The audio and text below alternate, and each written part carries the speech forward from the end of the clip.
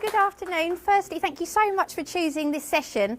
There were so many brilliant ones to choose from, so I'm so pleased that you've come to join myself and some of the lovely students that we've got here from Dubai English Speaking College this afternoon. I'm hoping that this activity is actually going to be quite interactive.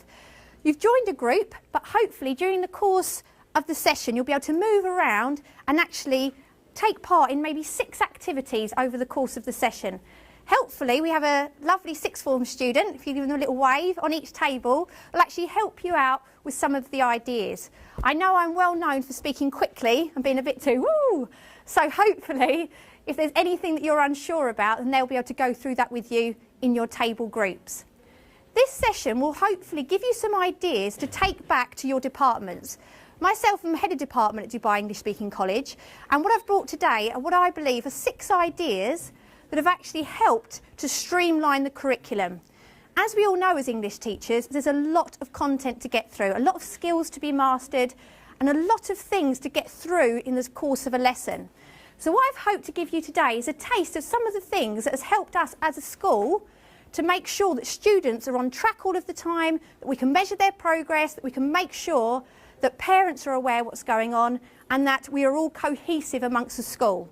With literacy being so important, we need to make sure the English department is the hub of the school and the one that leads the others. So without further ado, hello, I'd like to talk to you about my first idea. So these are the 6 that I'm going to go through, and they're all underpinned. Hello, that's okay. They're all underpinned by what I believe is the most important thing, which is having a strong vision. Now, most people go into teaching because they have got a bit of a sense of humour. They love still to play and have fun with things, and I don't believe that's any different as we become adults. So everything that I do as the head of department at desk, and hopefully you can take back to your own schools, is very much based on the way that I learned as a student. And the idea that nobody wants to sit around being bored, everybody wants, you remember things when they're funny and a little bit quirky. So rather than just having a normal vision for your department, which I'm sure you've got, whether you're the head of department or not, this might be an idea you can take back. And that is to have something, maybe like a picture like this, that is really going to embody what your department wants to achieve. And the point of this, and this is one of the first things that's important to get right for a department, is that it's distinct to your department. It enhances the flavour of the department, it sets the context of everything else that you do, and it makes sure that everybody is working on the same page. We've used obviously the familiar little acronym that we use in English, which is the 5 W's and an H, or we say, you know, to make the kids laugh, 5 bottoms on a bed. So we've got 5 monkeys' bums sitting on a rugby post because our school is very good at rugby. So I thought I'd put that into the context of it. And on the table here, this is this table if you want to join it later, I've got examples of the vision and also a chance for you to have a go using that framework to perhaps create one that you could take back to your department. So hopefully there'll be some inspiration there, and that should underpin everything then that the department builds on. And that was one of the first things that I think is important. If I take just one of these, probably, hello, hiya. How we've used this, notoriously, English teachers are very, really got good opinions, and everyone has different opinions, and that's fantastic. But if you've got a strong vision, actually it makes decision-making process really easy. If I give you an actual example, a couple of weeks ago, someone wanted to switch from a subject to English. As you know, we're already in January, so we're a long way through the term. That would be difficult for teachers. That's going to be more workload. That's going to be difficult on the student. And obviously there was conflicting ideas. But when we went back to our vision, and we actually thought, no, it actually agrees with all of these things, including making the student happy, making the parents happy, and overall increasing this sense of literacy as an important option, we were actually very easily being able to make the decision. So this isn't something that we just put up and never worry about. This is in all of our planners, and we refer to it on a daily basis. The second idea is to streamline the curriculum. On this table here, you'll see examples of this, so don't worry if there's too much information on the slides. These are just obviously snippets of the information. Around the whole department, blown up massive to like A1, we have the whole outline of the year for every year group, broken down even to every homework that they're going to have. So they can come in on the 8th of September, the first day of school, and know what homework they're going to be doing on the 13th of May. That might sound ridiculous, and it might go against some of your principles, of course, of, oh, but let it go as it wants, and maybe things are going to interrupt that flow. But actually having a strategic overview is so important. so that you can actually make sure that you're going to be hitting all of those things. You'll also notice it's divided into, well, it's a weird colour on this screen, but it looks like a blue and a beige. We'll also take it very seriously to divide language from literature.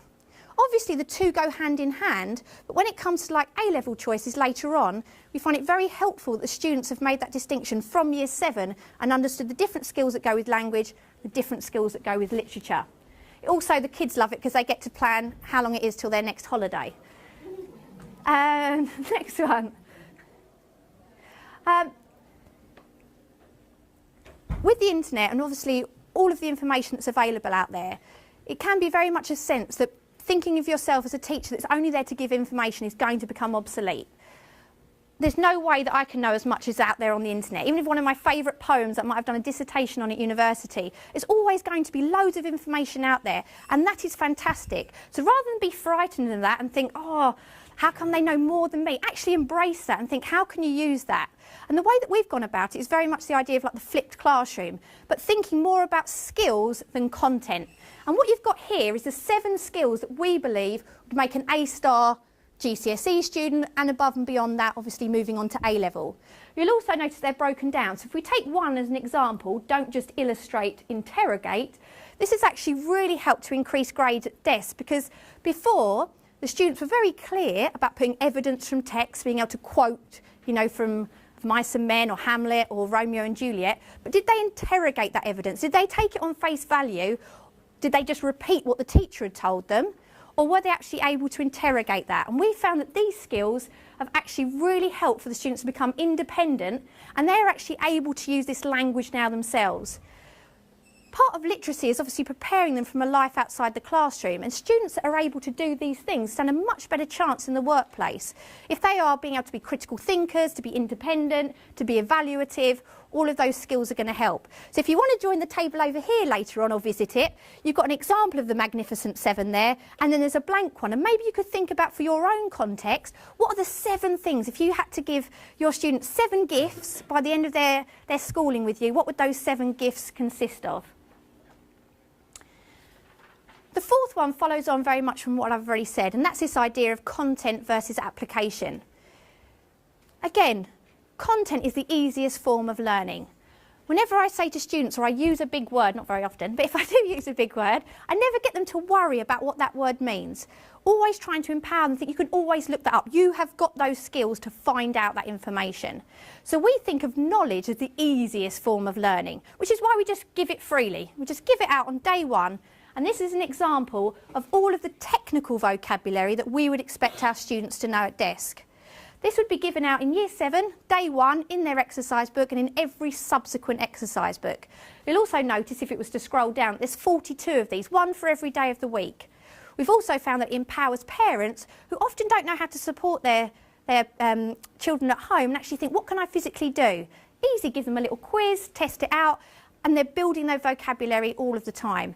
And if you, in British curriculum schools like ourselves, you'll notice that is very much the way that things are going, back to the old school, as it were, maybe back to how we might have been taught, identify the adjective in this sentence and so on. So if they've got that vocabulary to hand, it's obviously going to make the job at GCSE so much easier.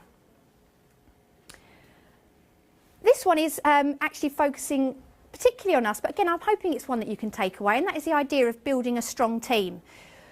Rather than just arbitrarily having roles, all of us are probably in here thinking, yeah, I'm in my department, maybe you just think you're a classroom teacher, but you've probably got something that you're responsible for in the department.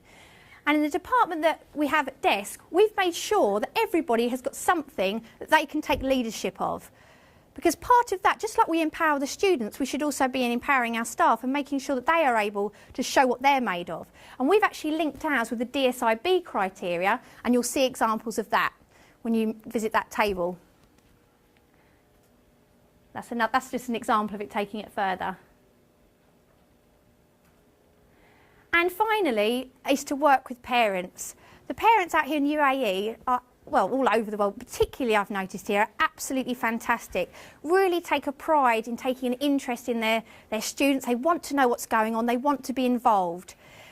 And the last thing we want is parents ringing up saying, I didn't know you had an assessment last week.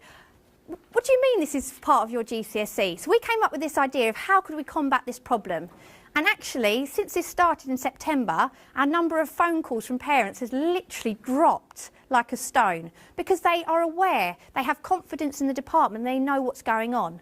You'll also know, lots of you are probably parents yourselves, like myself, that they have a very varied curriculum here. The schools here are fantastic. So many opportunities. So if the literacy thing is sorted and they know when assessments are coming up, that gives them so much more free time to indulge other pastimes, knowing that the literacy part is secure. So we've called this a little fridge for parents to stick on their fridge, and it just outlines everything that they need to know over the coming year. And again, on this table here is an example of that, and then maybe one you might like to fill in yourself. So that's just 6 simple little ideas that I think have made a massive difference, and I'm hoping that at least one of them will have struck a chord with you today. Maybe it's the table you're already on, particularly if you had a big lunch and you can't be bothered to get up for a moment. But feel free to start with that one, and then maybe really encourage you to get up, move around, see some of the others, and I've got hopefully some helpful handouts for you. Then what would be nice if we could reconvene in sort of around 15 minutes and have some feedback, questions and answers. Thank you very much.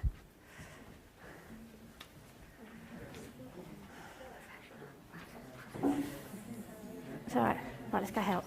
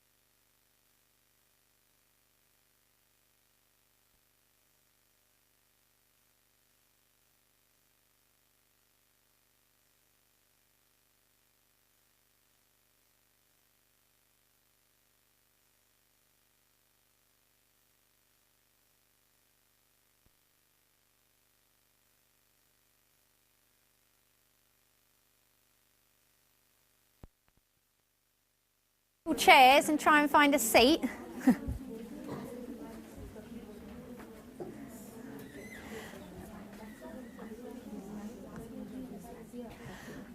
Okay.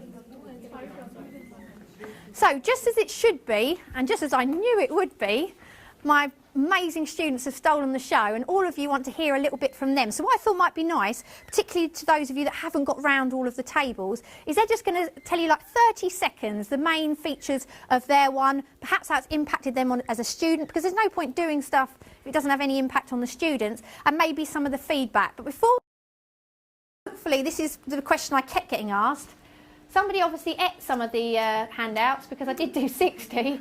Someone didn't get enough lunch. So if you would like any of the handouts, please feel free to email me and I'll whiz them over to you when I'm back at school tomorrow. So please feel free, take down my email address. If there's anything else you want to ask me, or if you want to come and visit us at the desk, if that's okay, please come along and see us and see this in action. We'd love to welcome you to our school. But that is me, elford@deskdubai.com. And I promise I will get back to you and send you any of the handouts that you'd like. Okay? But if I see any monkey bums turning up in any best-selling books, I'll know where you got them from. Okay, so let's just nip around. First of all, the lovely Sarah is going to tell you a little bit about the vision.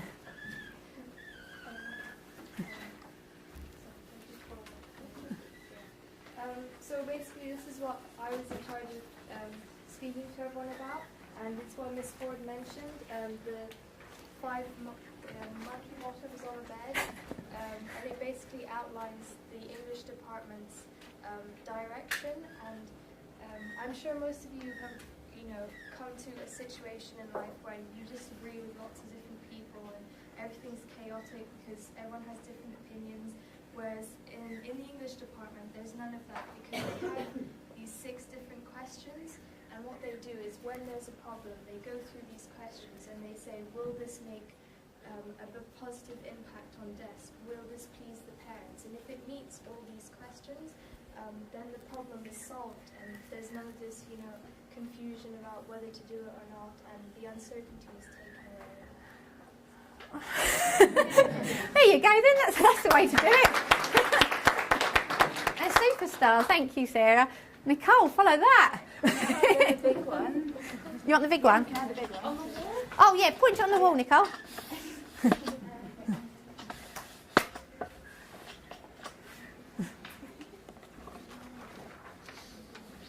Okay, so basically this is what we get, a plan to start the year, and we have massive ones that are like all around the English department, and basically Miss sets us deadlines, so we must meet them, and so the green and the purple are both separate, so the purple is for the language and the literature is for the green, and I find it amazing because I know how to control my time, when to divide it, and how to, when the deadlines are due, so yeah. Thank you Nicole. Thank you. Now the wonderful Maddie. Sure, wherever you like Maddie.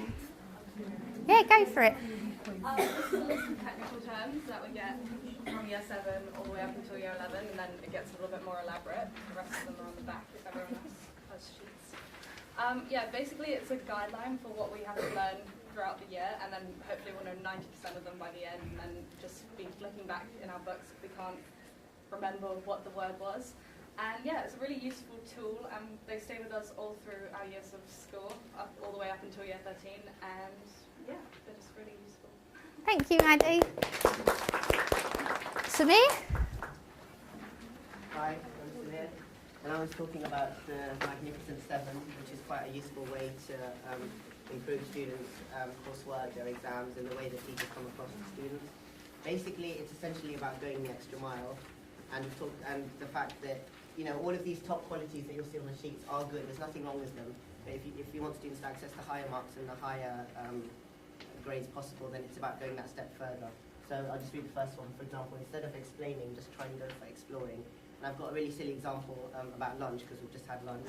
That basically, to explain, you could say, I had salad for lunch, which, is perfectly fine. It's a great sentence. You're explaining what's just happened. Whereas if you're exploring it, you're going into a lot more detail. So for example, I wanted to go healthy, so refrained from chips and opted to eat salad. which is obviously quite a good thing to do. And you know, it really pushes it further. It, you know, talks about the justifications, why it was done, you know, why you chose to do that, which is also really useful for literature when you're looking at books. You know, why did the character do a specific thing? You know, what was their motivations? What, you know, what was the writer's viewpoint when they were thinking about it? So it's just basically different examples like that, just to really go that extra mile. Thank you. Thank you, Samia. And finally, Frankie?